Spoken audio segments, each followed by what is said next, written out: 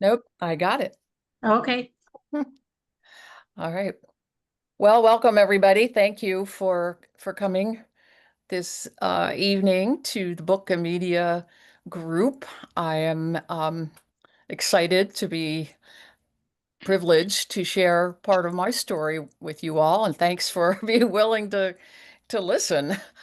We were talking about the Book and Media group and what we want to accomplish um, in the future and going forward. And one of the things we talked about was that we would like to be able to do more of sharing one another's stories, especially as we are interested or involved in interfaith kinds of things. How did we get there? And what do we get out of it? That kind of thing. So I volunteered to start and so shared with you some of my ramblings, and we'll see if anything resonates with you. Does that sound okay?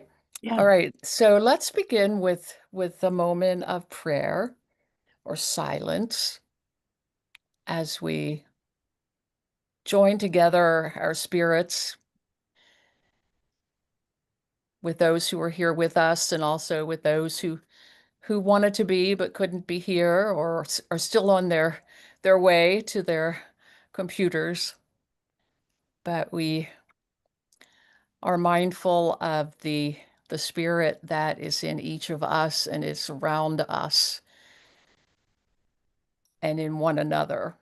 And we give thanks for that and give thanks for the spirit of wisdom that is in all of our traditions and ask that that spirit of wisdom be in us tonight as well, that we each learn something from one another. Let us go forth in peace. Amen. Amen. Okay. So the document that I sent you is the first chapter of my book, which is old now. It's 10 years old, I think. So it's somewhat outdated, but some of it's okay. But I sent the first chapter because it tells you some of my story.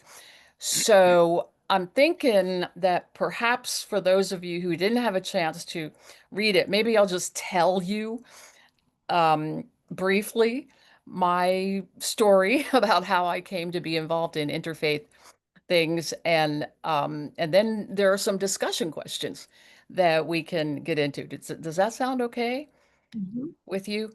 So, one of the ways that I got involved in all of this is through a woman named Elsie. And she was a member of my congregation back in Buffalo, New York. And we had an adult study group that met every Wednesday evening.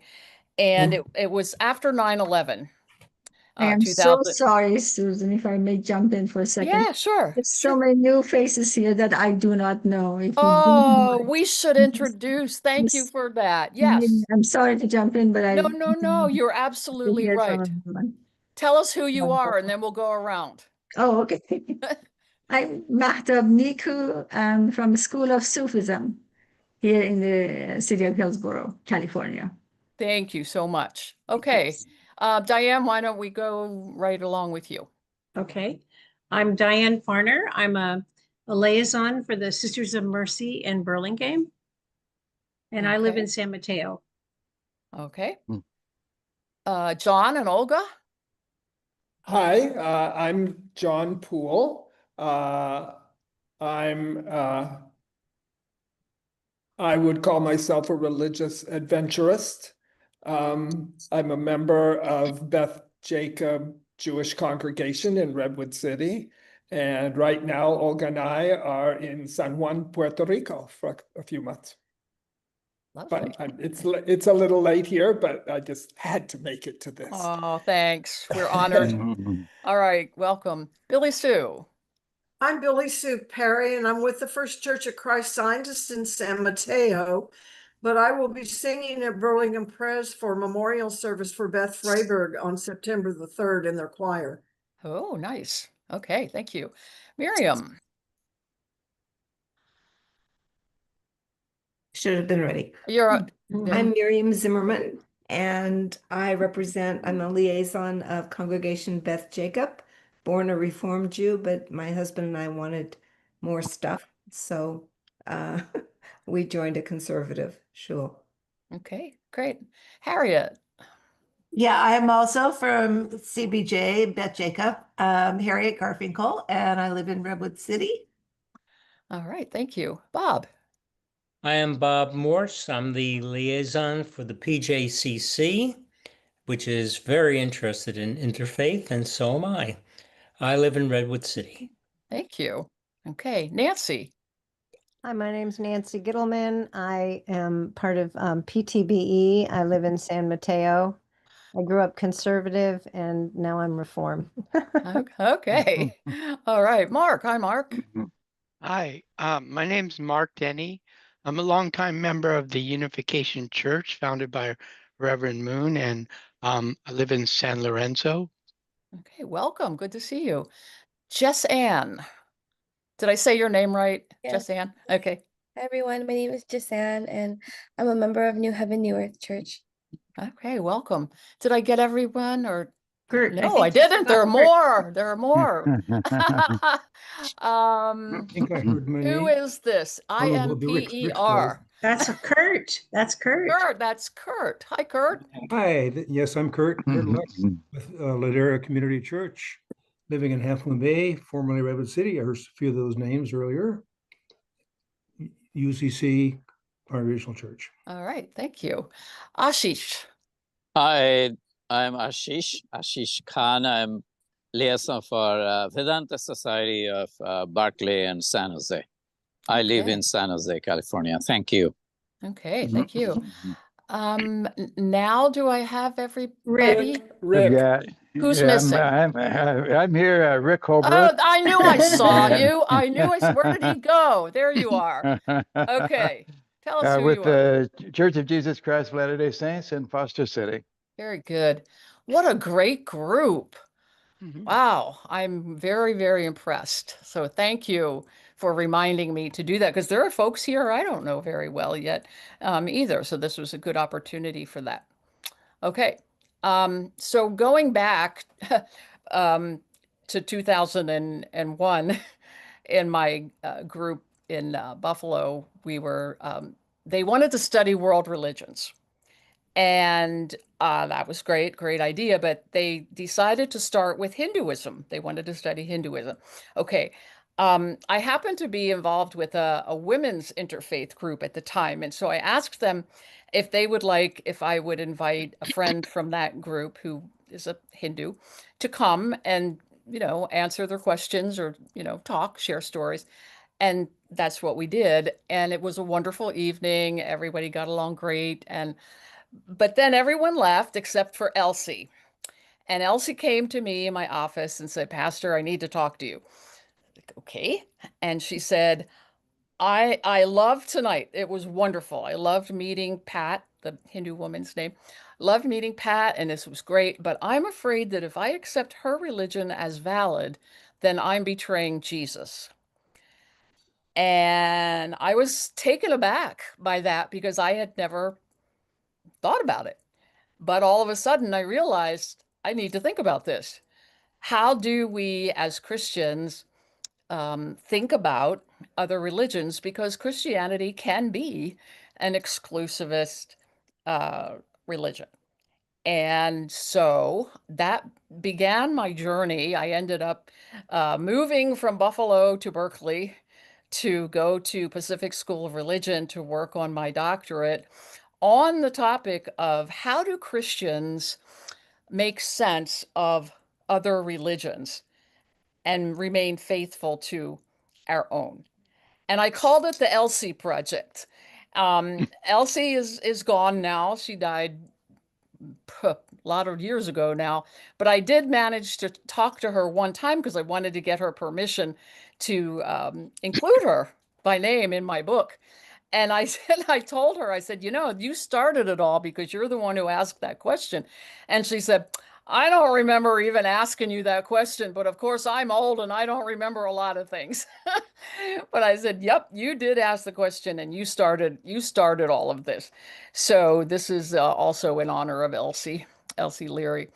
Um, so that began my quest to understand how would I help other Christians to know that they could study and learn about, respect, and even love, and maybe even incorporate other practices into their own without feeling that they were betraying Jesus somehow. So that's how it all really started. I ended up doing a 6-month long project with a Buddhist Christian group that got together once a month for six months. And we went and visited different Buddhist temples and different meditation practices and a Christian service with Holy Communion, so they could experience one another's practices. And that ended up being very, very, very interesting, especially their questions that they had for one another. So that ended up in 2005. I got the degree, and then I decided that I wanted to make a book out of it because I know that from going to different events, mainly Christian, but not all. I've done some interfaith events too that included Christians. The question of how do how do we deal with the things in our religion that perhaps give us some unease or discomfort? I remember asking it in an interfaith gathering one time that I did. I think it was for the American Bar Association, actually, and it was a mixed religious group. And I said, those of you who are of other traditions, what is it in your tradition that causes you to question one another or have disagreements about things? And one man just immediately chimed up and he said, I am a Sikh, and in ours, it's whether a man has to have a beard. I had no idea, but evidently each group has something. And I've learned that too, that everybody has something, especially yourselves that I'm a Christian, but there are a lot of Christians who we don't agree with each other on a lot of things. And especially in the interfaith arena, that it's usually maybe the more liberal or more progressive of us who are involved, and those who are perhaps more conservative are wary. Not exclusively, but that can be the case. Anyway, that's my story.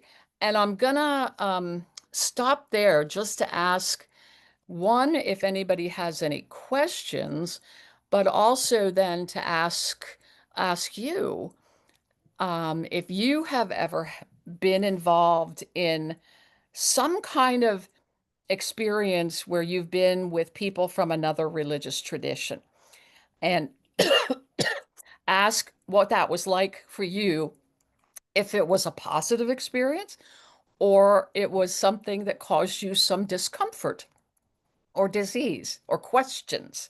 And it may be both. Maybe you had both enjoyed it and had questions. So let me start with that. Any questions for me, first of all? All right, no questions. All right, good. And so now here's the part where you have to answer. And I'm sure each and every one of you has had an interfaith encounter. I'm pretty sure about that. How was that for you? Is there anything you would like to share? I'll about what it was speak a like? little bit. Okay, Harriet. A few years ago, I was in Bali, and for those that aren't aware, they practice a form of Hinduism that is very integrated: family, society, art, culture, religion. It's everything, which is quite wonderful. And sadly, our driver's brother slipped on tile and hit his head and died. And so we were invited to the cremation, to the whole ceremony. I mean, we were invited to their house to sit in the ballet where the body had been prepared. We were served sweets and treats, and then we were went with the procession to the cremation grounds. And what was very interesting was huge tower, and lots of ceremony around the cremation, and everybody had their iPhones out. It was a joyous occasion, and they were recording it on their iPhones, because those ashes then would be brought to the sea and released into the sea for reincarnation. So that was just, it was it obviously stuck with me. Yeah. Nice. And maybe even informed my belief about reincarnation. Yeah, that's one of the questions of there's something called passing over and coming back. That when we pass over into another tradition, and we do it respectfully and open-heartedly, but then we come back to our own. And oftentimes we come back with either questions, concerns, or appreciation, and maybe even a shift in what we even believe. Yeah, that's a great example. Anybody else would like to share something? I can share if you don't mind. Yes, please. Thank you. This is many years ago. I was born in Iran, and in the city of Tehran, where we lived. We had neighbors of very close by. Armenian group were there, Jewish group were there. Armenian school actually was right next to us, and so it mixed up different religions. And I, as a child, didn't feel anything different, unusual, having all these different traditions around me. I thought it's normal, everybody does it. But what was very interesting, and I had forgotten about this completely and until you put this question out there. As a 7-year-old, I think, 8-year-old, I had the duty of going to some of the Jewish families' homes. And I don't remember everything, but I think on Saturdays, to turn off their lights or turn on their lights, something to do with the lights that they couldn't do it themselves. And I, as a child, was able to go in there and help them out with that, which was so interesting for me that I get to do this. For me, it's okay. I don't know what this is for, but I have no problem doing it. And then that same group had a wedding, and I found myself in that wedding. I remember, it's so funny, it's so many years ago, and I remember, they had nuts on each table and all the chairs next to each other. And I looked around and I thought, this is just like ours. Yes, they're a Jewish group, but this is just like ours. I think that was the first time that I realized that, yes, I guess we're different because we have our own groups, but we're not that different at all. And it was wonderful. And as I said, so many years ago that I had completely forgotten, but it's so wonderful to revisit those great memories now. That I think it was interfaith. I didn't know such a thing even existed. But anyway, great experience for me. And Harriet is putting in the chat that it's called the Shabbos Goy. Shabbos Goy. Shabbos Goy. Yeah. Because observant Jews can't turn off ovens, lights, anything, but somebody who's not Jewish can do it for them. For them. Yes, that's what that was. Oh, there you go. Thank you. Thank you. Yes, thank you. Anybody else? One more, perhaps? Share. I know you've been dying to talk. Go ahead. Okay. Bob, yeah. Oh, it is? Okay. I thought you called on somebody else first. Nope, it's you. Way back in college, I went to a technical school, and I took a course called Religions of the East. And I was raised a conservative Jew. And when I took the course, it was just because I was curious. Nothing to do with my coursework or what I was going to graduate in, but I was just curious. And part of the course was to actually attend services of each of the religions that we were studying. Fast forward 62 years from that course. Yes, I'm 84. No. I'm playing tennis in the morning, so don't feel sorry. And my son and daughter are both in interfaith marriages. And the one thing that the course taught me was no matter what the religion, whatever the beliefs, tolerance is the only way to conduct your life. And I think we have an extremely harmonious relationship with my daughter-in-law and my son-in-law, and I really attribute it to the things that I learned way back when and practiced since. Yeah, that's a great example. That's one of the ways that many people get introduced to another tradition is through a marriage. Yeah, I had a couple come to me when I was a pastor in San Francisco, and the groom originally was from North Dakota, so of course was Lutheran, and his mom had reached out to find a Lutheran pastor who would do a Lutheran Hindu wedding. And so I got to know that couple, and of course they came in saying, "Oh, we don't have any problems, everything's fine, we don't have any disagreements." I said, "Well, what are you going to do when you have kids?" And grandma back in North Dakota wants to have that baby baptized, and they all just kind of went, "Oh, I don't know." Well, we talked about it. We worked it out. Actually, I did the baptism for their for their first baby. So, yeah, these are great examples of interfaith encounter, and often do then perhaps raise some questions too that need to be worked through. Great story. Anybody else just was dying to talk? Yeah, John. Well, I could also tell very positive stories, but I'll tell one that was more difficult. It's when I was in college and I was taking pre-med courses. I was in an embryology class, which is obviously the development of the human fetus, and we were talking, the professor was talking about how the developmental stages of the fetus repeat the evolutionary history of the human race, going all the way back to single cell organisms and through fish with gills and so on. And after class or during a break, there was a fellow student in the class who was going to go to medical school. He was taking the class as a future doctor, medical doctor.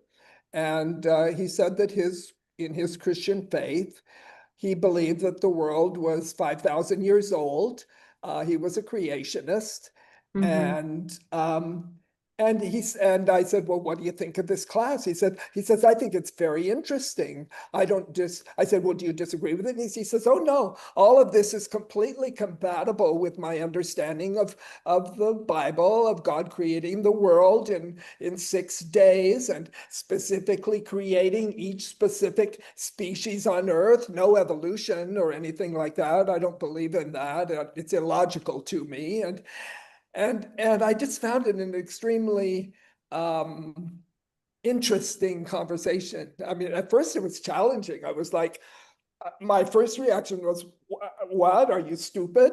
Was my honest reaction. I didn't say that, of course, but it was like, how can you be in a science class and believe something so illogical? And I would ask him questions. What about the fossil record? And what about carbon dating? And on with things that people like Richard Dawkins and people like that are constantly throwing in the face of religion. And I brought those up, and he had very good logical answers for all of them. And we continued these conversations throughout the class. And I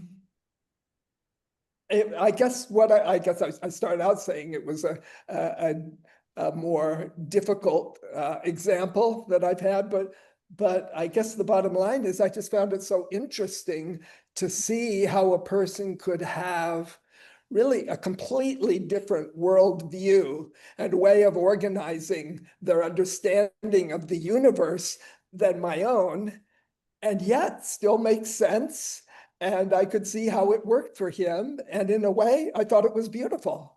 Even though I couldn't own for myself any of it, I wanted to have more conversations with him to hear more of how he put the puzzle pieces together in his life and how it makes sense with the fact that he was a scientist and was going to be a doctor someday. Yeah, that's great. That's a great example of the fact that you listened. You asked a question, and then you didn't say, "What's wrong with you?" You're, but then you listened and actually learned something. And that's, boy, that's something we all need to do better with these days, right? Especially with the people we disagree with, not just about religion, and we're not going to get into all that, but it's the same thing. If we can learn to listen to people who we disagree with or have different belief systems with, and find out that we might have some things in common, and things not in common, but that's okay too. But that's the way we do it. So yeah, that's a great story. Yeah, Bob, did you have something, Bob? Who wrote Seven Principles of what Highly Intelligent or something like that? Oh, right. And he has a principle that I've believed in and followed, and right along with what you're saying, and that is listen and understand before you would be understood. Yeah, boy, words we could do more of that in the world. That would be absolutely. I totally agree. Well, let's segue into holy envy, because it all sort of relates together. And for those of you who were able to watch the video, which was of me, but if you did want to find the other one that is much more eloquent, but Barbara Brown Taylor, who wrote a book, I thought she stole the idea from me, actually. Because she did what I was doing, but she talks about holy envy in a really, really great way. So where I got that, just to sort of encapsulate where it is for those of you who perhaps didn't have a chance to watch it, comes from Krister Stendahl, the late Krister Stendahl was a Lutheran pastor, bishop. He was Bishop of Sweden for a time, but he was very active in interfaith areas. And he had what he called the 3 rules of religious understanding. And the 3 are, and I think they're just great, but the first one is, when trying to understand another religion, ask the adherents of that religion, not its enemies.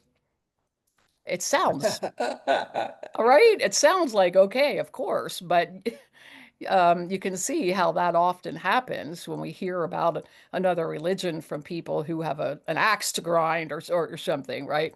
So ask the adherents of the religion, not its enemies. And then the second rule is, don't compare your best to their worst. I guess it could go the other way too. But don't think, oh, well, we're so great at, well, Lutherans, for Lutherans, we're the experts on grace, but you so-and-sos are, you don't know anything about it, when that's just not true at all. Does that make sense? Don't compare your best to their worst. And then the third one, leave room for holy envy. And he describes that as being willing, open and willing, to recognize elements in another religious tradition, elements that you admire and wish might find greater scope in your own religious tradition or faith. For me, I find that I had a friend come and speak at my church who is actually, she's a Sufi, Madab, she's a Sufi, but she taught me about fasting and what fasting really was all about, because she just looked forward to Ramadan because it wasn't a burden to her. It was a great spiritual opportunity and practice. And I really learned that and appreciated it, especially when it came then to the Christian practice of fasting during Lent, which isn't the same. We don't do it the same way, but it gave me a perspective that I hadn't had before. And I very much appreciated that. And also the practice of regular prayer. I thought that's something that I could certainly benefit from. So that's kind of how Holy Envy works. Let me find where I had the questions I wanted to ask for that. Yeah, what do you think of Krister Stendal's three rules? Any commentary, or question about that? And I guess, would you add anything to it if you needed to add another rule? Is there anything you would add? Susan, I have just a comment, a brief one. Yeah. That is, I really, okay, so I'm a Jew, and I think what I admire a lot about Christianity is forgiveness. I remember some horrible things happening to people, and on television they'll say, but I forgive him, or and it's, you can tell it comes from their faith. And I come from a tradition that seems like everyone I know, not everyone, but many people I know in my family carry grudges instead of forgiveness. So I really wish that we could absorb some of that. And yeah, we don't always do so well with it either. You may, I don't know if you remember this or not, how many years ago was it now that there was a shooting in the Amish community in Pennsylvania, and school children were killed by the shooter. And immediately the people of that area said that they forgave the gunman. And what was really interesting about it was that they were very honest, saying, no, we don't expect it to be easy. We know it's going to be hard and a struggle, but our faith calls on us to do this. And I thought that was good, because yeah, we do struggle. I struggle with that. But thank you for that. Any others? Any other holy envies out there? Hi, this is Ashish. Yeah, Ashish. Yeah, so, I grew up in a multicultural, multi-faith city where there were a lot of different religions, just like somebody from Tehran mentioned. So we had Armenians, we had a lot of Jewish people, a lot of Christians, of course, and of course, a lot of from both Islamic, meaning both Shia faith as well as Sunni faith.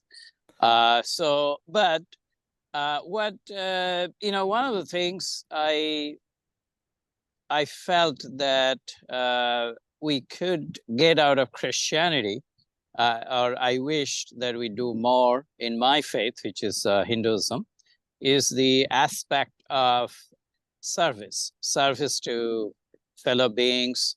Very close to my home, there were hospitals that were started by Christian churches. There were schools, a lot of Jesuit schools. As you know, India has a good education system, and some of the contributions came from the Jesuit churches. Some of the names, like one famous school is St. Xavier's, another is La Martiniere. And when I was a kid, I used to really appreciate this aspect. And when I came to the United States, a friend of mine told me that he was actually Mormon, and he was giving 1/10 of his income to the church. and I asked, when I learned about that, I thought that that's a wonderful way to serve your community. So that is an example of holy envy I wanted to Yes, give you. that And is. I love it. I love the way, we have seen how the churches have played a key role in times of crisis and so on and so forth. As a matter of fact, I went to school to learn about chaplaincy and found out that that's where, the practice of chaplaincy goes back to 4th century AD. And it is part of a Christian tradition to help people in crisis and so on and so forth. So I gave you a good example from Good my own example. heart. Good example. Thank you. Although, of course, the idea of tithing comes from our Jewish siblings. Christianity just stole everything from. Well, Yes, yes, Jesus yes, was yeah. Jewish. Jesus was Jewish. The disciples were Yeah, Jewish. that So- tithe, I probably mispronounced. Yeah, that's how it is pronounced. I just learned. Yeah, I always tithing. learn. And Yes, tithing, yeah. tithing. So, Yes. yeah, thank you. Yes, thank you. Yes. Thanks. Anybody else? That's a good example. Anybody else have a good holy envy? Looks like Nancy I have does. I have Nancy. something. Yeah, I Nancy. learned, yeah, I like to travel a lot around the world, and I was in India and I was talking to some Buddhists, and we were talking about what the main characteristics of the religion are, and one of the things they were talking about is recognizing reality without judgment or resistance. And being Jewish, I don't know if I'll ever learn how to not judge, because all my parents, I have a lot of parents, all they did was judge other people. And I'm trying though. But we're talking to people about how do you not judge somebody and how do you just let it be. And as they were talking, and when I talk to Buddhists about it, there's this, I don't know, I don't want to say there's angels flying off their shoulders, but it's like this freedom of not judging people, and you're not weighted with thinking you know something that someone else doesn't know, or you know better, or I mean, it's such an acceptance, and it seems like such a freedom Yeah. be that way. And yeah, I just think that's a really interesting aspect of the Buddhist religion, which I wish I understood better. There's always more to learn, right? Mhm. But that's what's great about having those experiences, is that we learn how we learn things. I have to tell you, the Buddhists who were in my discussion group back in the old days, during that time that we were meeting over those months, my car was stolen. And of course, I was very upset about it. But I thought, oh, I don't want to tell the Buddhists about it, because, they practice non-attachment and they're going to think I'm, really crazy for being so attached to my car. Let it go, right? So, but I went to my group and I did tell them, but I told them, but I was, I was afraid you were gonna judge me for.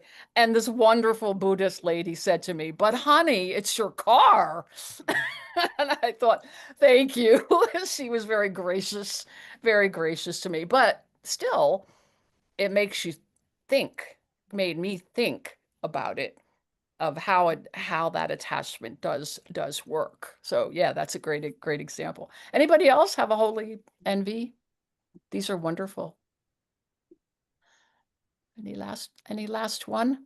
All right, you can think about it. You can always jump in later. Let me see where I am. Oh, well, here, now it comes, and I found this with Christians in the congregations where I have served, that oftentimes it's easy for them to talk about what they like in another religion, but they don't always have such an easy time talking about what gifts they bring to the table, the interfaith table. So what gift do you think that your tradition, whatever tradition you practice now, what's the gift that I guess, what is the best of your tradition that you bring to the table?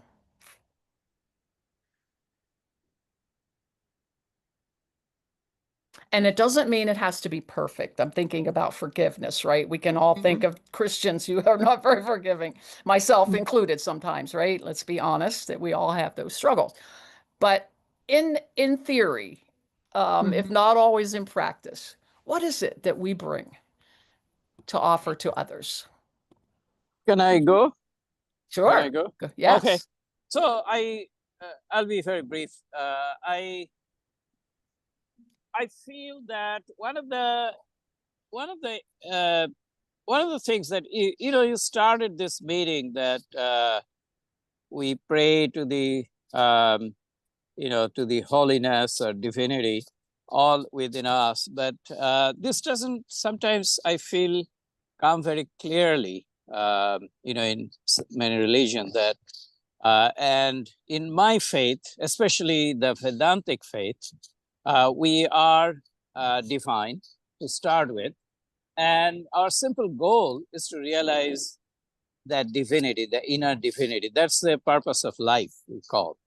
And I sometimes felt that because we are divine, sometimes I felt that in many faiths, there's a lot of emphasis on you have you are a sinner or that type of a attitude, and this is what I feel that the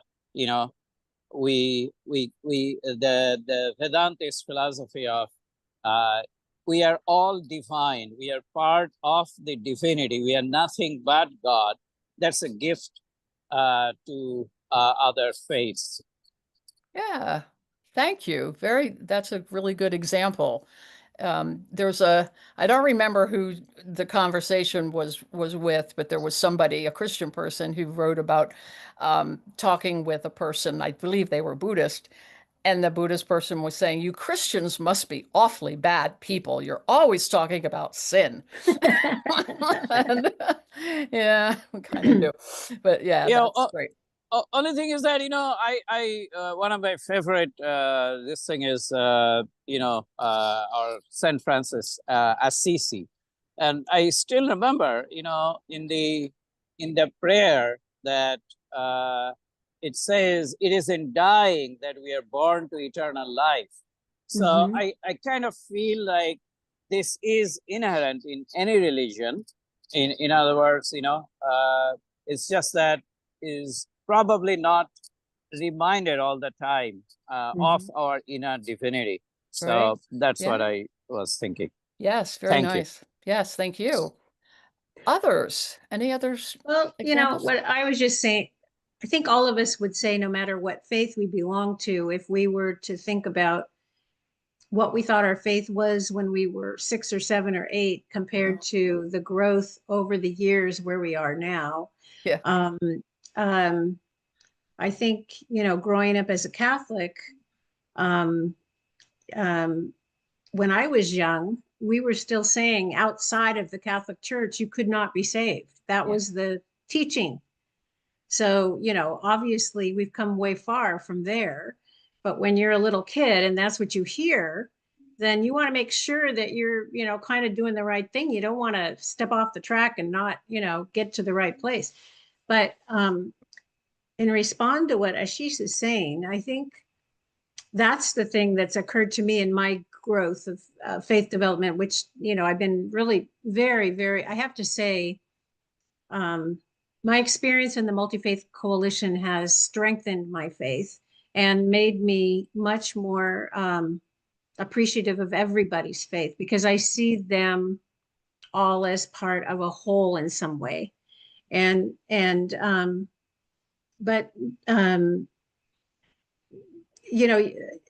I was growing up too, one thing you would do is maybe go to church to make a visit, which is nice because the blessed, but what, as she says, I mean, Jesus is here with me. My God is here with me. I can talk to God all day long in my house. I mean, it's nice to go into a place to worship, and it's nice for me to be with other people in community worshiping.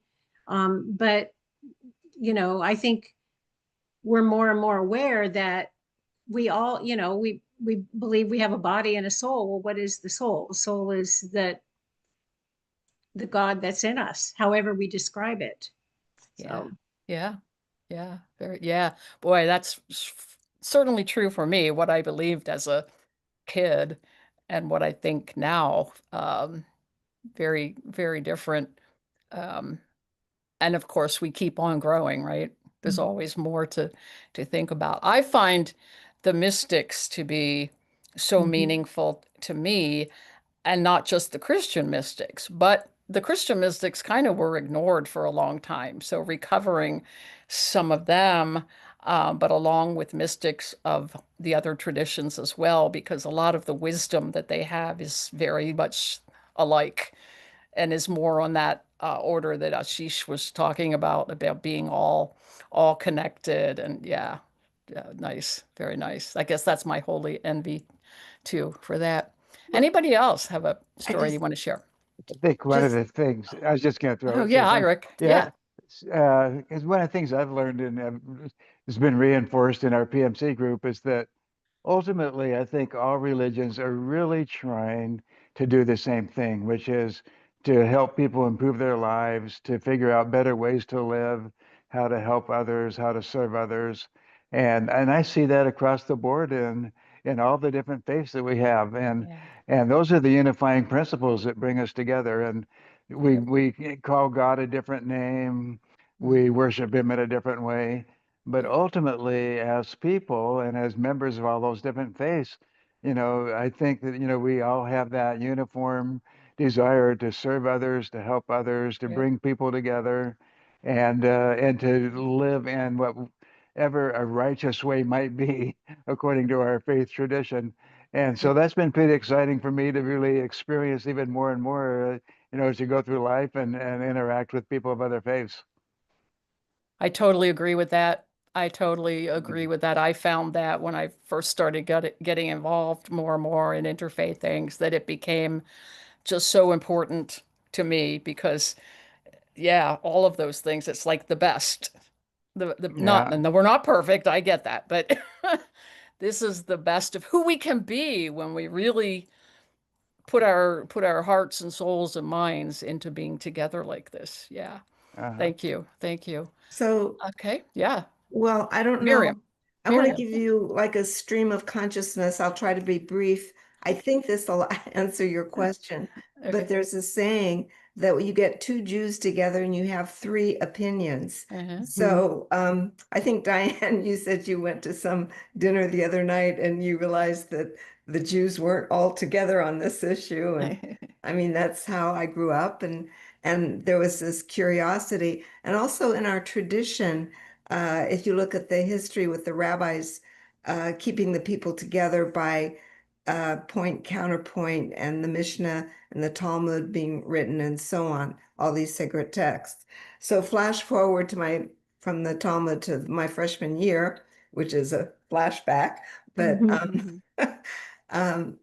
I was very interested. I didn't know that much. I thought I knew a lot about Christianity because I grew up in a small town and there weren't a lot of Jews there. So I was surrounded by my Christian friends. But anyway, so freshman year, a couple of upperclassmen were very interested in me and they talked about religion a lot. And so I asked them questions and I really, wanted to understand what Christianity was all about.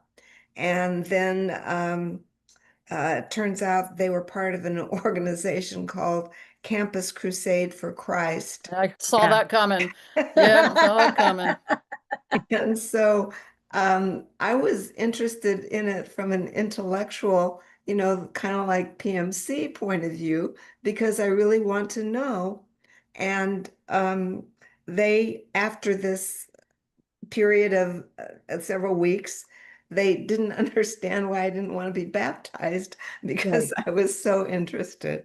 So, but fortunately at PMC, nobody is going to try to baptize me. So I'm grateful for that. And I do really like to learn. And just a final thought, Reverend Christie, may she rest in peace. she used to start many prayers with, "Oh God of many names." And I Mhm. just love that phrase. Yes, Mhm. I do too. I do too. I did a video. I've been, well, I don't need to get into all that, but I was talking about that well, this is for Christians, that we tend to use the same names for the divine all the time. Father, Lord, Master. It's like, what do you notice about that? Well, they're all male. Oh, they're all male names. There are more names. There are many, many, many names that we could use, not to exclude those. We use those, but how about adding some? You know? Mhm. Yeah, that's great. Um, yeah, that's the hard thing about being Christian is that we have to contend with the fact that we have some very big differences on how we understand Jesus's command to go and spread the good news. Um, whether that means to push somebody into believing or being baptized, and it there's more interfaith work to be done, I'm afraid, among Right. Christians. Right. So anyway, that's a whole nother session.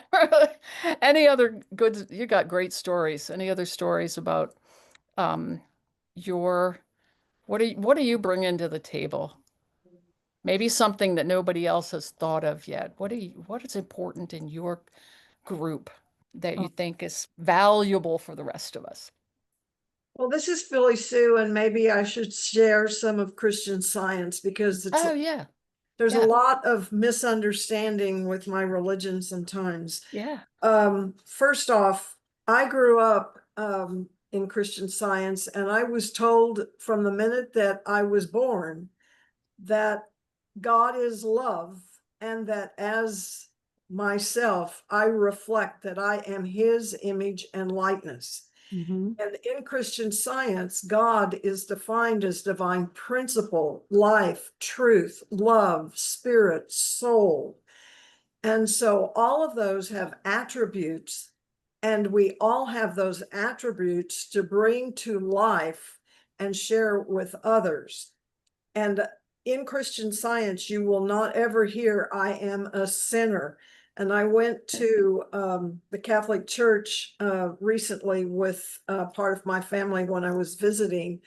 And the first thing out of the priest's mouth was something about sin. And the cross was hanging there with Jesus on it. And you don't see any of that in a Christian Science church, because everything is focused on the spiritual side of life, not on the material side of life.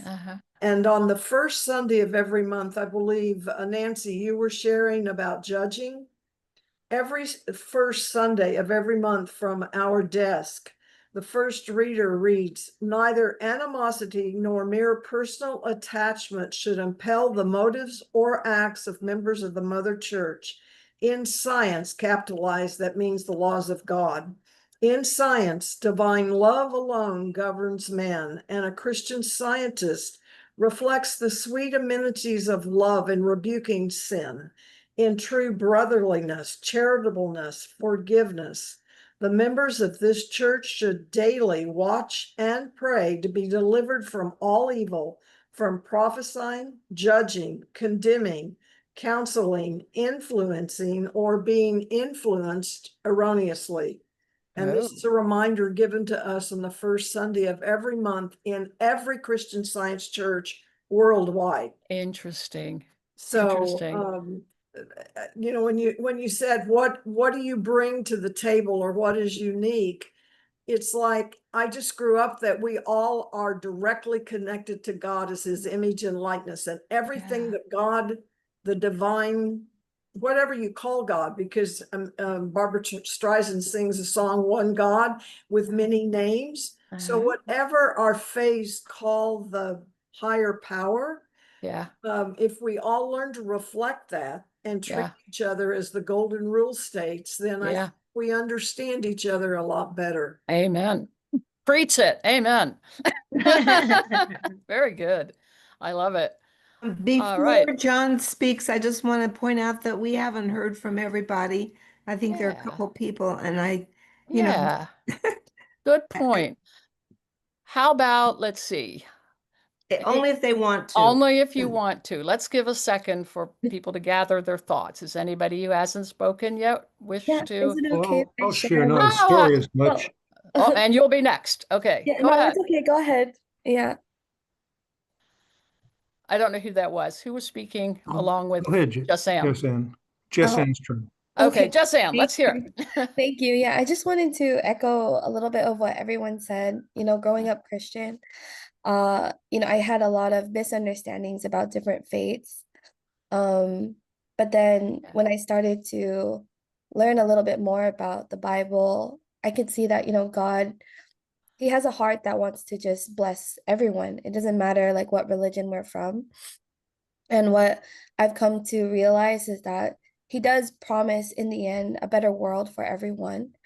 And a lot of people, you know, unfortunately, they misunderstand things about Christianity, that we're very exclusive. But when they come to really know God's heart through the Bible or through just comparing scripture, I found that many people that I'm involved with interfaith, like from different religions, that have that also open heart to see what the Bible says. I think like many of our people here have already said, like they can see that people have the same hope for each other, and that's the same heart that God has, is to bless everyone with, you know, better life, better living conditions than what we have right now.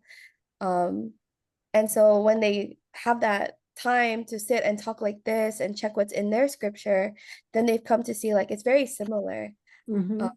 Yes. So that's something that I've experienced through these types of conversations. And I haven't been around interfaith as long as everyone here, but I found that the more that I do it, the more it also strengthens my faith, because it just shows again how God is trying to work through everyone. And we all have that opportunity because he was able to fulfill his promises through Jesus. So I think this is just really amazing. So I just want to thank everyone for sharing and being Oh, thank guided you. by my friend Mark. Thank you. Thank you. That what you Yeah. said about your own faith being strengthened, I find that to be true. And I bet most people here would say the same thing. When I do workshops, oftentimes in Christian settings, I get somebody who worries that it's going to destroy somebody's faith, especially of the children. They worry about the children and they might convert. And I always think, man, if you're teaching them such thin some faith, then that they would convert. Or what if they do? You know, is that a bad thing? But yeah, I love that I found that to be true, that my own Christianity has been strengthened by learning about others. That others, yes. Thank you for sharing that. And talking about the heart, God's heart, and our hearts, you know, have the same. We beat the same tune, right? That's right. Thank you so much. Okay, somebody was, That was Kurt. Kurt. Kurt, yeah. I've heard such a thread, such a quilt. There's been such a quilt has been woven tonight that I really appreciate that part. I can wrap it around my shoulders. Multi-faith is so important, and viewpoints. One of the things, I don't know where it's Buddhist, of course, but we're mostly Buddhist. Mindfulness. I don't know. We said the word. I love it when a Christian, when Susie talked about spiritual, not material. And then so much of my work right now is in meditation and working with Thich Nhat Hanh. And I was so sort of gratified that Thich Nhat Hanh had both Jesus on his altar where he prays, and it's really his desk where he works, but it's also an altar. He had both Buddha and Jesus, you know, right side by side. It's very important. And when we can combine stuff, it really works. So mindfulness is one thing I haven't heard too much about tonight. But the other thing, when someone mentioned the St. Francis prayer, I'm sorry, I forgot who it was, that you said, it's Assis, I think, it doesn't matter. But so I have the St. Francis prayer in my practice. I use it, you know, even to go to sleep sometimes. You repeat. And at the end, it does say, it is in dying that we are born to eternal life. But in my Buddhist practice, we added to self. It is in dying to self that we are born for eternal life. And so to me, that really brings it home to the internal. Yes. Yes. I think that's a great example of passing over and then coming back to your own and modifying and incorporating something that I think is not foreign to Christianity, but we don't pay attention as much as we should. And it's good. I had a grin behind my mind when I had the honor of officiating at my mother-in-law's burial service, and she's devout Episcopal, and I think someone mentioned earlier, but some of these Christian crusades for Christ or something. There's that mentality where it's just Christian, Christian, Christian. And so I wanted to use the St. Francis prayer in my closing. And so I got all choked up when I had to actually say it for real, in that kind of real setting. But I went ahead and put in dying to self. My mother-in-law wouldn't quite understand that, but that's okay. Interesting. I was going to say, I wonder if anybody even noticed, but probably some would. Yeah. Yeah.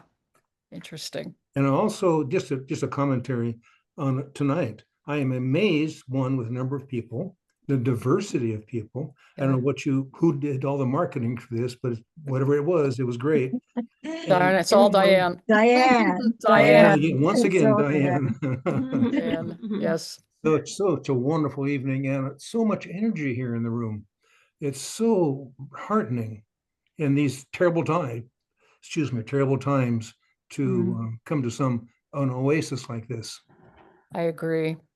And I think it gives me it really lifts my spirit to hear your stories, because I hope we can do even more of this, that especially. Well, and I want to comment on what a gift to have Reverend Susan amongst us. She's such so knowledgeable and has such a great way about her. I mean, yeah, I might have sent out some notices, but it was because of you that we all came. So. Well, you put in the notice something about an evening with the Reverend, like, oh my goodness, what am I going to do? But it sounds like fireside chat. Exactly. Well, I'd also included in the email that y'all got, there were 2 of my videos, and they were spiritual practices. So just, I'm not going to show them again, but just to say that one of them was the labyrinth, which I find, and the one at Mercy Center, certainly, and I hope it's going to stay there, one of my favorites. And it's because of the awareness at Mercy Center of both East and West religion. And so the labyrinth is not a specifically Christian thing. And I really appreciate that. So that's a strong spiritual practice for me. If you could see where I am, I don't know if you can see it or not, but I've got labyrinths all over my office here, and I have a sand labyrinth over there. And if I could put one in my backyard, I would. But so that was one, and talking about the meaning of it as I walked through it. And then the other one was a mantra that I actually learned from a Buddhist teacher, but I modified it for myself too, because at the end, the last thing of the one that he taught us was, may I be a servant to all. Now, I don't disagree with that, but I maybe it's being a woman, I don't know, but I just get a little nervous about that, being a servant to all. And I changed it to, may I be an instrument of your peace. Changed it to that. So that was in the video. So I wanted to ask you all of what spiritual practices you appreciate or like. Anything? I can just jump in. It seems like Mark did not mention tonight. Can we hear from you if you don't mind? Not at all. Thank you. Thank you. Yeah, Mark, you want to jump in? Well, yeah, what in my faith, at least when I was younger, emphasis is really on, trying to convert other people. Mhm. And it was very difficult because I I was I was I I was terrible at it.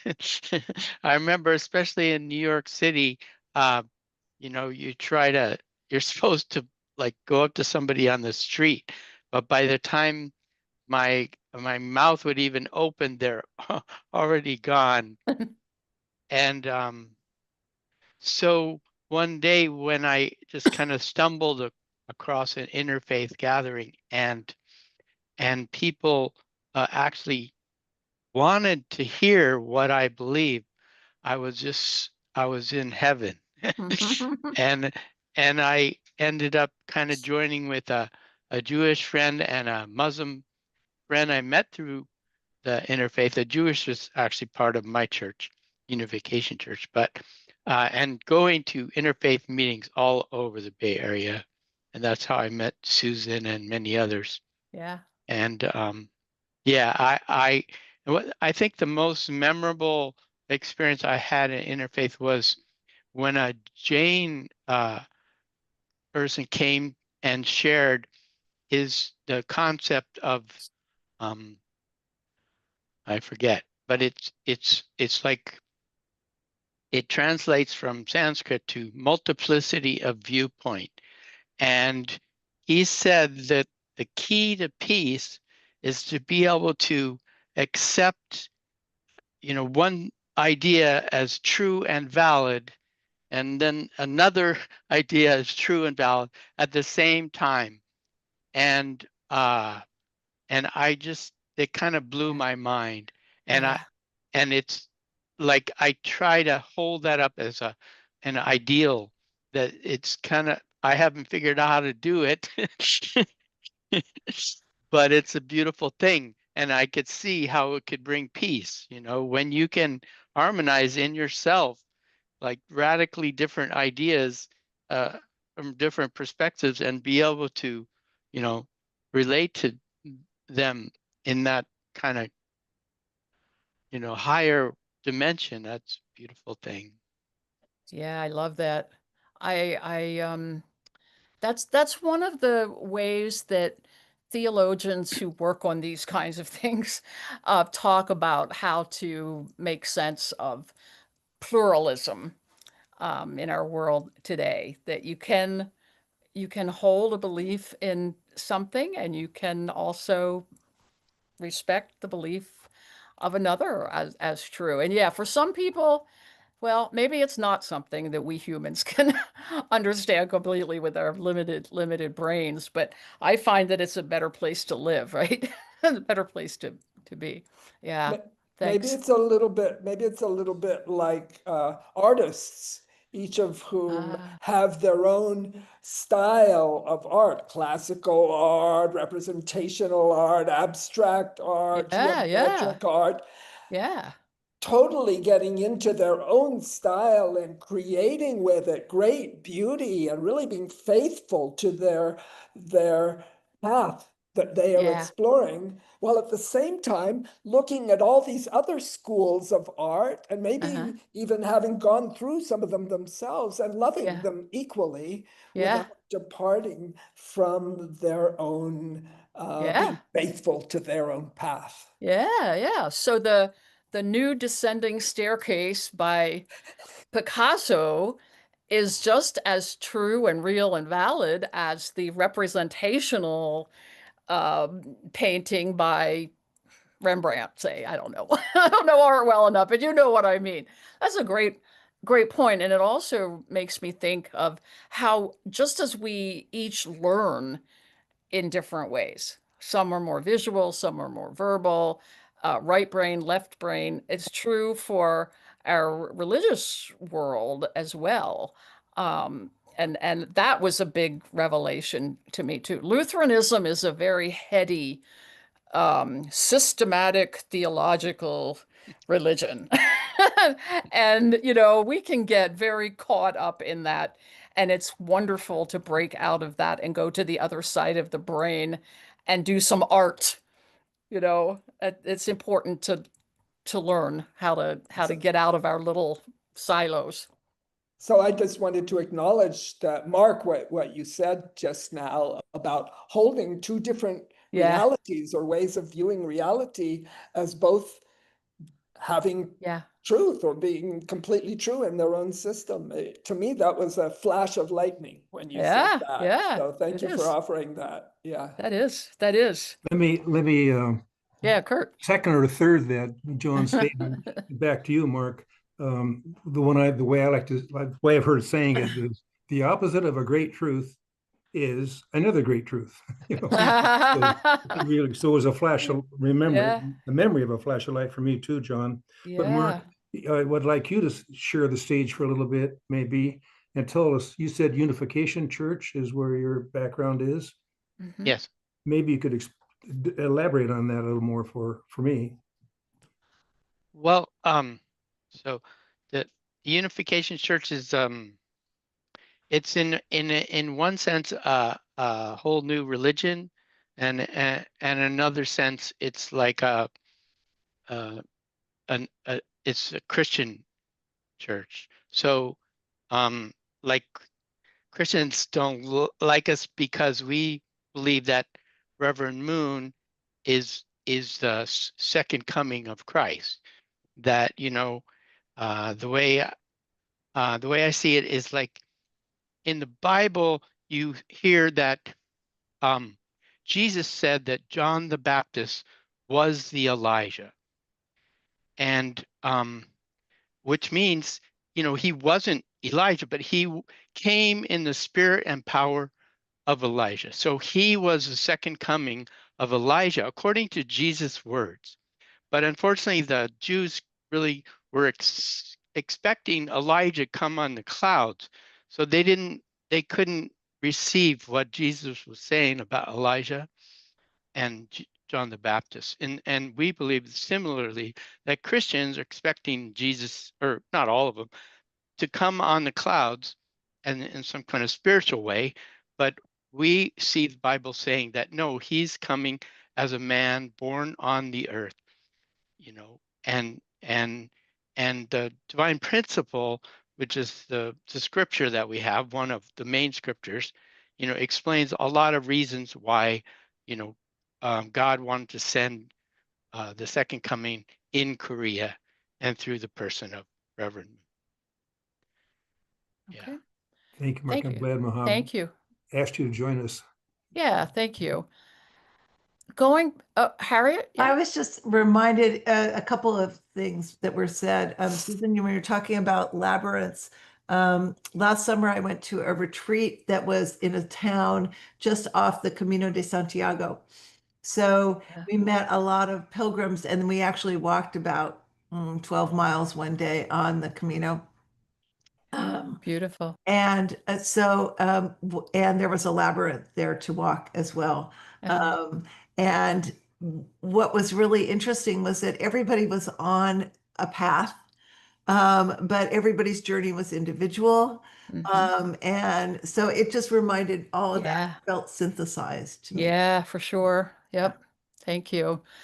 Any other spiritual practices that anyone appreciates for yourself, or maybe that you would like and you just haven't done it yet? Anything? Or Sufism. Oh, I'm sorry. No, go ahead. You go first. Are you sure? Thank you. For Sufism, at least the school that I belong to,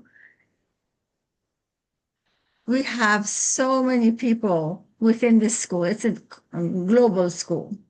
It's not just, you know, San Francisco Bay Area. It's a global school. Yeah. But we have so many people from different religions who are Sufis.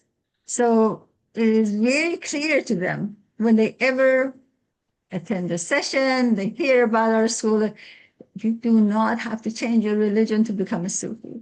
Right. So that is a huge part of the community that we have. So for example, for us, meditation is huge, and we have meditation classes. And now they're on an app, which is amazing. And there is this wonderful Jewish woman in Los Angeles who does her Tamarkos classes, the meditation classes in Hebrew.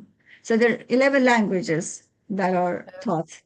But this lady, besides all the, before all the wars and stuff started, she would go to Israel every other year because that is her religion. And she would take her daughter with her to teach her about their tradition. And she's totally devoted to Sufism. Yeah. And in every which way. So that's what I have seen, part of the school that I belong to, that there's so many people with different religions that did not have to. So, with Islam, Islam has this thing that I never understood, but it does. If you repeat a few words and say, there's only one God or whatever, Muhammad is his message, you're Muslim. And so with Sufism, it doesn't work that way at all. It's not something that you can turn over like that and say, I am. So it's because it's all about your heart. It's very, very, very individual. It's not a group thing. And everybody, as Harriet was just saying, it's a very individual thing. It's a path that each one of us have to walk in. And also, yes, God is right here now, nowhere to be found anywhere else. But anyway, so that's part of the Sufism. That I don't think it's just the school that I belong to. This is part of, I was watching actually some videos from, 10th century, 9th century, and the Sufi masters. That was their teaching, that I would never want to change the religion, for you to attend our sessions or become part of us. So anyway, that's something that I appreciate about. Yeah, definitely. And I love the whirling dervishes. I just think that they are it's so meaningful to me. And times that I've gone to interfaith events where they've actually allowed us to participate. And I find so, and I think that it's one of many that are like body prayers.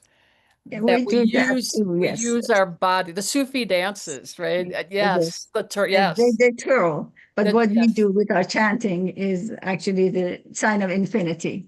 Yes. And that is. I love that.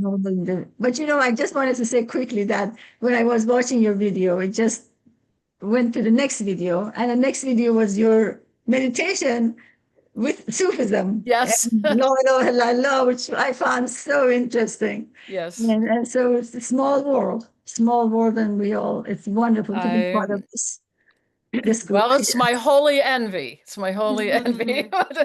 So Mahtab, yes. We're having dancing on Peace Day. Maybe you could teach us Sufi dance. So Diane, should I share that we are planning to do a zikr or chanting, which is it's not a dance for sure, but it is a and lines with a of drum. poetry. And hopefully the guy's gonna show up. Yes, I've been checking out with him and he promised to show. So there is some music, not wonderful, music, and the drum kind of thing that Diane is right. That he's supposed to be there with us. But if even he doesn't show up, well, he should. Be fine. I don't use it now. Because I don't know him very well, and he said he's coming, but I'm not sure. But if he comes, it'll be amazing. He'll be fine. I think he's coming. That'd be wonderful. Wonderful. We're gonna do our next too, which I'm looking forward to everything there. But yes. I want to, just because of the fact that there's 10 minutes left, I want to present an idea to you, Susan, with this group. Okay. Would you, because in our planning, we did plan 2 other books. One was on Sufism, but we have to get that book ahead of time. Okay. And I don't know if we'll get, when Mahtab talked about it. What was the name of it, Mahtab? Building a bridge between religions. The bridge between religions, but I think we talked about if we do that book, we kind of have to order it. I mean, it's like $20 or something like that. You can't really get it in the library. So that was one idea, and the other was the book of Brother Lawrence, which Oh. is easy to get. Yeah. But I'm wondering if you would do another month similar to this with some different links that we could have another discussion as we're figuring out how does this group feel about that? Susan, can you resend to me what you said you sent out? I did not get that. Oh, no, of course. Thank Of you. course. I didn't get that Do we have either. your email? I think that's the I put it problem. in the chat. Okay. Diane, will you pick that Yeah. up and add her to the list? Thank Thank you. you very much. Yeah, for But I mean, sure. are you open to doing another month as we sort out what we want to do next? Sure. Because I our just don't know what you would like to do. Well, continue, I think, this with maybe some different links for us to read and Okay. discuss. Okay. All right. How Maybe does the group, I how would, does the group feel about that? well, first I would suggest that anyone who didn't get an email about tonight's meeting and maybe just heard of it through other channels, maybe send in a text right now with their email address just to make sure Yep. we have them in a contact list. For sure. Definitely. If you didn't get the email, Because, put it in for chat and example, Diane will pick it up. Here's Nancy, Jess Ann. Yay. Nancy, I know Well- I know you're not on the email list that usually goes out to book group Well, I people, see, for I see example. one chat. I don't see another email. I see one, I see, Jess Ann. Jess Ann's. Oh, I see now. I see yours. All right. Okay, great. All right. All right. Is there anybody else that's that isn't on our email list? Didn't get the Mark, memo. are you on our email list, Mark? Okay. Yeah. Okay, great. All right. I think, Kurt? can I just say something, Susan? I think it would Sure. be interesting, as you started out and part of this tonight, Mhm. was talking about the best things of different religions. Because all religions are so different, and I think religions are so incredibly interesting. Yeah. Because that gives you an eye into people's lives who follow those religions, and you know, whatever it is, you know, even shamans in the market, you know, I mean, I've spent many an hour talking to shamans, you know, it's like Yeah. just to understand cultures and people through the eyes of their religion, and depending on how much they believe in it or how much they practice or how they practice. And Yeah. I mean, I think it's just so mind blowing. I used to live in a Muslim culture for a couple years, and I just came back from Central Asia where it was supposed to be Muslim cultures, and there were alcohol stores, what are they called? Everywhere. And I was asking, why are there's just pure alcohol? And I said, what is going on? And everybody said, well, it's because it's from Russia. It's the old time. Russia had a lot of, Okay. but just to learn all these little Sure. interesting things. And how much culture does play into religion Yes, too, so often sure. to understand that. Yeah. Well, I definitely will ponder this, but certainly if you have ideas like that, Nancy, and others, send them to me, or send them if you want to send it through to Diane and she'll send them to me, but get in touch. My email, if it's not up there, I don't know if it is, smstrauss@icloud.com. You can find me. Oh, not hey, don't use that. Hey is fine too. They all go to the same place. Ah. HEY.com is probably easier, right?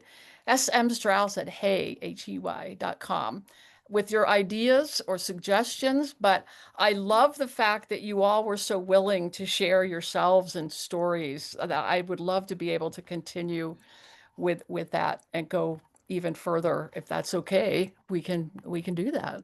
Be happy to. Please, let's have more of these. Okay. All right. So when's our next meeting? It's it'll be the fourth Thursday of September, right? The 23rd. Or fourth 23rd. Tuesday. Wait, I'm in the wrong. Whoops. Did I have the right day? Tuesday. Yeah, the 23rd. Okay. Okay. Well, I hope you know we'll all come back again and tell others that Now I this was noticed on fun. the calendar that's the first day of Rosh Hashanah. Is that a Oh. do you do a service on that day? We won't be coming on that day. You won't be travel. coming on that day. No. Okay, well, that's That not, would be, yeah. that would be like Easter. Well, is Yeah. the 30th okay for people then that month? It's usually, we wanted to keep it on the 4th Thursday, but we're not going to do it on a religious holiday Right, exactly. Thank you. in an interfaith group. Exactly. Is the 30th available for the people around here? Yeah. And I Okay. just want to say that the universe has spoken. There are 5 Tuesdays for a reason. There you Yeah, go. okay, exactly. There you are. Are you Earth has spoken. available? Are you available, Susan? Oh, yeah, yeah. Okay, Yeah. so, Okay. so we'll put it down then for, the 30th. Okay. And And will ser- that be continuing what we're doing with Susan, or was another topic planned? What? No, I think we're going to continue with Susan, and Yay. then what we need to do in between, and I don't know if we want to, our group, here's the thing. Sometimes you have to make decisions, because if you keep asking people what they want, then you never get anywhere. Right. So we came up with 2 books that we wanted to do. One is the one that Mahtab recommended. It was The Bridge Building of Sufi. I think that the dilemma with that is it is $20. Is everybody open to buying that book? No, I'd say not for my case, but there's got to be a book similar. Yeah, if and we, also valuable. So while we're looking for that book, this is what the dilemma is. When I looked up the Brother Lawrence book, it's very easy to get. So one thought is to have Susan have one more week, a continuation of the one more month, and then you actually we're gonna let's see, then we could do the if we got to, if I think doing a bridge building Sufi book is wonderful, but we need to find one that's easy to get, that's not expensive. So that's the dilemma there. So I guess the question is, in October, do we want to do the Brother Lawrence book, and we can advertise that? That's what October is? What's your feeling? I'm just wondering about the Sufism bridge between religions. And I know we've always had the books, like this time was amazing because Susan had the videos. I'm wondering if not having them, I mean, anybody who wants to purchase it, wonderful. If I can help with that, I definitely will. But not having the book for that session, would that work? If I Well, presented I mean, and that was the I thing. have Would you the be conversation. would you be able to find videos that we could look at to use for Unfortunately, there are no videos. I found a cassette tape that I couldn't even find anything to play it on to see if that might even work for us. But no, unfortunately, I was not able to find any videos on that at all. So it's a thought. You guys work out what works best for everybody, and then we can go forward with that. Yeah, I have a couple. No, I have a couple of books on Sufism, and I can't find them at this exact second. But I'm sure we could find something. Well, there are many, many books about Sufism. One that I had recommended. If you could find, well, I mean, if Susan does September, that gives us time to look.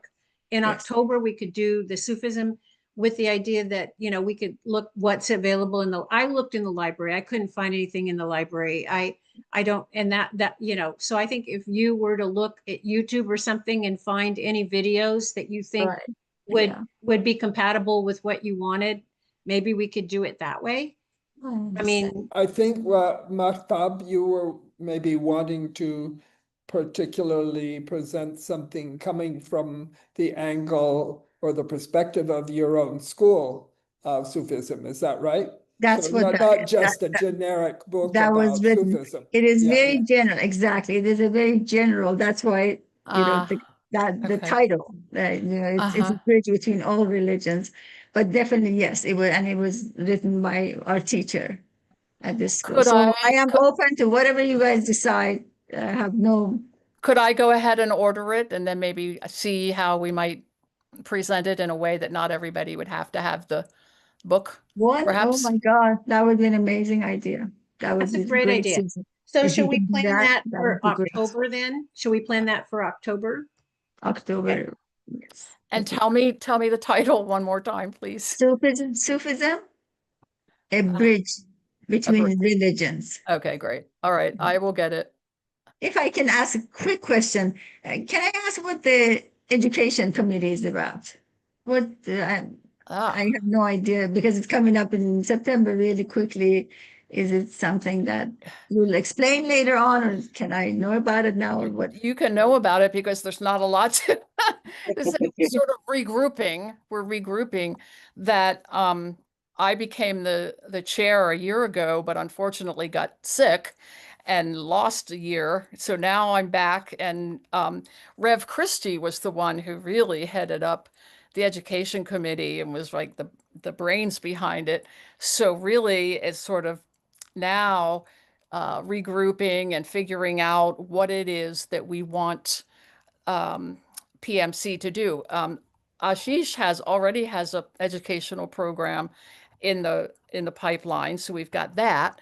But we need to think about and talk about what we want to do in terms of education. So I'll be looking for ideas and inspiration.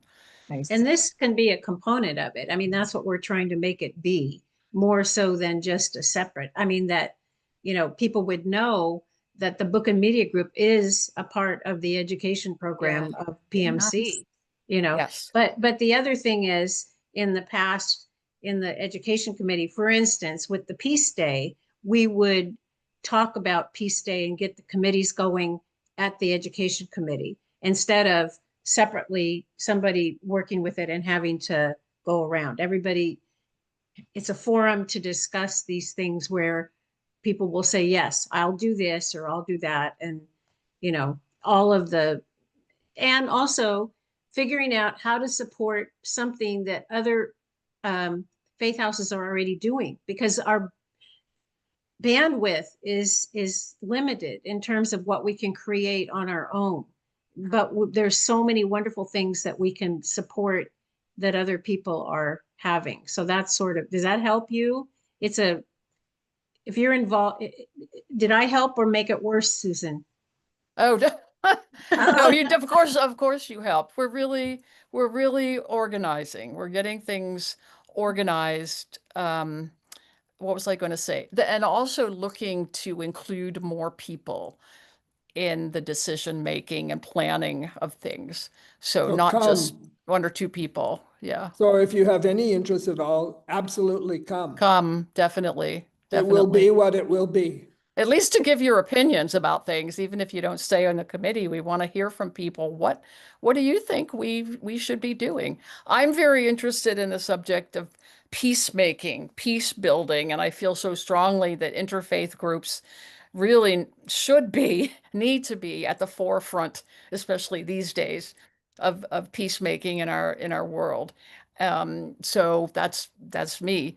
But I want to hear from yes, Siva, thank you. Yes, exactly. In every generation, we say, especially now. Yes, right, exactly. Siva, remind me of the author of that book, please. Peacemaking. Looks like Mackenzie. That's it. Yeah, Mackenzie. Mary Mackenzie, thank you. Yes. Okay. This was a wonderful meeting. Yes, well, thank you, everybody. I think we've done it. So you guys, I joined tonight, Susan, because I wanted, number one, to meet you and understand what was going on. But normally on the fourth Tuesday of the month, we have a Bible study in our Christian reading room downtown at the same time. And of course, it's a hybrid. So if I don't join for future in September, I believe we're not having it. So I probably can join at the September meeting. But if you don't see me, that's where I am. As long as we know where you are. Okay. Thank you. But thank you for being here, everybody. I'll let you all go and have a very blessed and full evening. Good night. I just wanted to make a comment. Yeah. I heard this several times. It is a difficult time. And since you are recording of this, the You used a beautiful word, pluralism, but I noticed Kurt used a word, diversity. Mhm. And I read a Wall Street Journal article yesterday that there's a scientist, his name is Tim Markowitz, but that's not the important. The thing is that he got some funding from government to research on the, I'm actually looking at that Wall Street Journal report that the topic was, let me see, the topic was something like the diversity of some sort of bacteria, etc., was the area of research, and he got a grant. And then NIH came to him, said that they're not going to renew the word, renewing the grant if he does not remove the word diverse. Oh, of course, yeah. Now, so maybe we should delete the word diversity from our records in case we get into trouble. So Good trouble. It's good trouble. It's good. Good It's trouble, good Ashish. trouble. Good trouble. We'll emphasize the word trouble. We diversity are instead. That's right. Exactly. Radical Yeah. troublemakers. So I- everyone on this screen is a radical troublemaker. Absolutely. So, Proud just- of it. Just Proud of Susan, you would stop the recording? Is that Um, what happened? Since you started it, or do I stop it? I guess I can do it. Okay. I'll And do then, it. Stop um, recording. And then